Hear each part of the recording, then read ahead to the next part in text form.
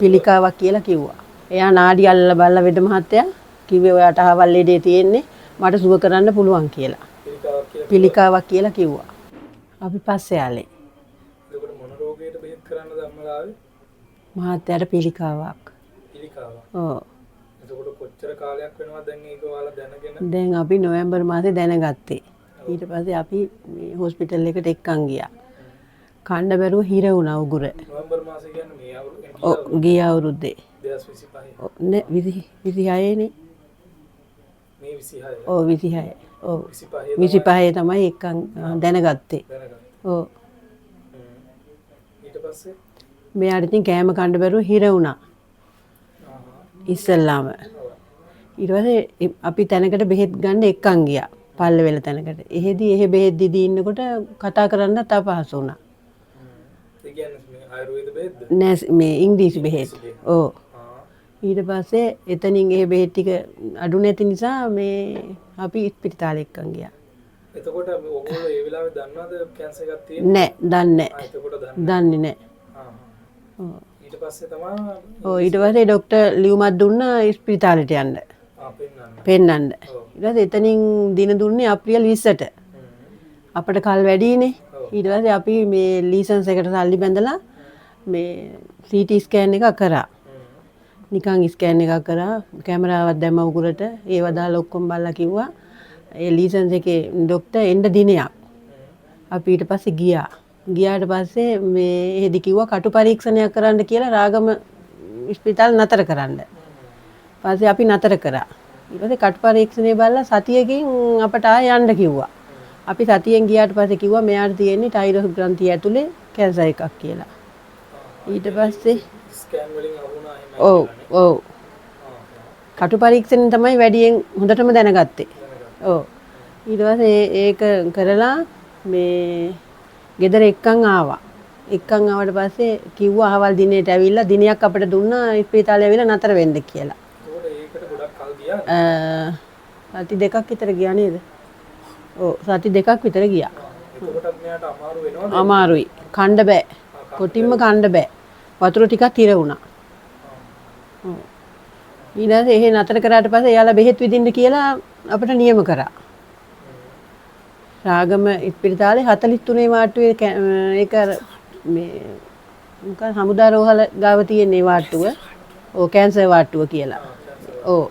ඒක අපි නතර කරා. මාසෙකට දවස් 4ක් නතර කරගෙන ඉන්නවා. ඔව්. දවස් 4ක් නතර කරගෙන ඉඳලා දවසට 3 ගානේ විද්දා. කිමෝ බෙහෙත. කිමෝ බෙහෙත. ඔව්. ඊට පස්සේ දැන් අන්තිම එක තමයි මේ සැරේ ඔය විදින්න අපිට තිබුණේ. ඔව්. ඉතින් ඊට පස්සේ අපිට මේ ගමේ කෙනෙක් කිව්වා මෙහෙමයි මේ මගේ මාමට කියලා තිබුණා ඒ ළමයා මෙහෙම තැනක් තියෙනවා ගම්පහ මේ ජායල පාරේ පොඩ්ඩක් ගිහින් අහලා බලන්න කියලා. පස්සේ මාමා කිව්ව නිසා තමයි අපි මේ ඒ ළමයා හම්බෙන්න ගියේ. ඊට පස්සේ ඒ පුතා කිව්වා මේ මෙහෙමයි මම ගියා මගේ තිබුණා මේ මුත්‍රා මාර්ගයේ අපහසුතාවය ඒ ගියාට පස්සේ එක සතියයි බෙහෙත් දුවේ හොඳයි කිව්වා. ඊට පස්සේ අපි එයාගෙන් ඇඩ්‍රස් එක අහගෙන තමයි මේ වෙද මැදුරට ආවේ. ඒ ඇවිල්ලා දැන් ඒකෙන් මෙයාට දැන් තිබුණේ කණ්ඩත් බැරුව. මහත්තයා මොකද කිව්වේ මේ වෙද මහත්තයාට කිව්වද ඔයාලා පිළිකාවක්? නෑ අපි කිව්වේ නෑ. එයා නාඩි අල්ලලා බලලා වෙද මහත්තයා කිව්වේ ඔයාට අහවල් ලෙඩේ තියෙන්නේ මට සුව කරන්න පුළුවන් කියලා. පිළිකාවක් කියලා කිව්වා. ඔව්. ඊට පස්සේ තමයි අපි දැන් මේ දෙවනි වතාවට ආවේ. දැන් එයාට ගොඩාක් දුරට හොඳයි. ඔව් අද මේ 3 වෙනි සැරේ ආවේ. ඔව්.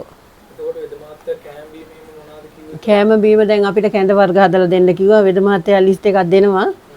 ඒ විදිහට අපි මට ඇත්තටම ෆෝන් එකක් නැහැ. මං ළඟ ගෙදරක එකක් ඉල්ලගෙන එන්නේ. ඒ ඇවිල්ලා ඒ දුවට කියලා ඒ අයිති ළමයාගේ මේ ෆෝන් එක අයිති ළමයාට කියලා ලියව ගන්නවා පොතක. ලියාගෙන ඒ පොතේ පිළිවෙලට තමයි එයාට මම බෙහෙත් ටිකයි කැඳ වර්ග එහෙම දෙන්නේ.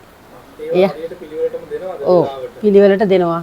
මේ කැඳ ටිකත් ඒ විදිහට හදලා දෙනවා. බෙහෙත් ටිකත් ඒ කිව්ව විදිහට දෙනවා. වෙනද හැමදාම ඉතින් ඇත්තටම කියනවා නම් අපිට උයාගෙන කන්නවත් නැහැ මෙයාගේ දුකින්ද. ඉතින් අපිට එයා කන්න බැරි නිසා අපි උයන්නෙත් නැහැ. මොනවා හරි අපි එකක් හදාගෙන කාලා තමයි ඉන්නේ. දැන් ඉතින් මේ වෙද මාත්‍යාට බුදුසරණේ දැන් ටිකක් හොඳට ඉන්නවා ඉතින්. ටිකක් කන්න පුළුවන්ද? කන්න පුළුවන් දැන්. දැන් හිර වෙන ගතිය අඩුයි. වතුරත් බොනවා. එතකොට මේ දැන් එතකොට නොවැම්බර් දැනගත්තා කියන්නේ දැන් ජූලිනේ. ඔව්. එතකොට ජූලි වලද මේ මාසෙද ආවේ ඔයාලා? මේ මාසේ. මේ මාසෙට සති 2යි ඇවිල්ලා. සති දෙකයි. ඔව්. ඒකම මෙයාට හරියට කන්න බැරි වුණා. බැරි වුණා. බෙහෙත් එක විදලා ආපුවම කොහොමවත් මොකුත්ම කන්න බෑ. කන්නත් බෑ බොන්නත් බෑ. ඔව්. දැන් ප්‍රශ්නයක් නෑ. ඉතින් දැන් හොඳයි. දවස් දෙකයි මෙහෙට ආවා. ඔව් සති 2යි ආවේ. සති දෙකයි. ඔව්. වේද මහත්තයාට බුදු බවවත් වෙන්න ඕනි කියලා ප්‍රාර්ථනා කරන්නේ. දැන් එහෙනම් ප්‍රතිකාර කරගෙන යනවා. ඔව්. දැන් 100ට කොච්චරක් වගේ අඩුද එතකොට? 100ට දැන් 70ක් 80ක් විතර වගේම අඩුයි. ඔයාලට ඇඟේ අමාරුවක් කියනද? එහෙම නෑ. නෑ ඕන වැඩක් කරනවා. දැන්. බයිසිකල් පදිනවා. එයා ඇත්තටම ওই රේස් පැද්දේ බයිසිකල්. ඒ ඔව් දැන් ඉතින් ඒ විදිහටම දැන් උදේ හවස බයිසිකල් යනවා වැඩ කරන්න යනවා වත්තට. ඒ විදිහට වැඩ කරගෙන ඉන්නවා ඉතින්.